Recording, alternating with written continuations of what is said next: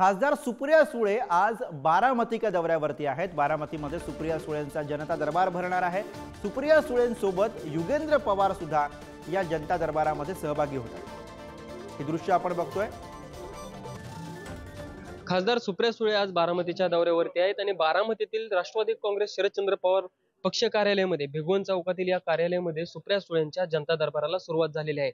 बारामती तालुक्यातील अनेक गावातून नागरिक त्यांच्या अडीअडचणी घेऊन या ठिकाणी आलेले आहेत आणि त्यांच्या अडचणी सोडवण्यासाठी सुप्रिया सुळे या ठिकाणी तत्पर आहेत आणि त्यांच्या अडीअडचणी जाणून घेत आहेत। त्यांच्यावरती मार्ग देखील काढण्याचा प्रयत्न सुप्रिया सुळेंकडून केला जात आहे। त्यांच्या सोबत युगेंद्र पवार देखील आहेत, युवा नेते आहेत। बारामती विधानसभा मतदारसंघात सध्या राष्ट्रवादी काँग्रेस शरदचंद्र पवार पक्षाकडून युगेंद्र पवार यांना तिकीट दिले जाणार असली चर्चा सध्या जरी जोर पकडत असली तरी अद्याप याला शरद पवारांकडून दुजेरा आलेला नाहीये।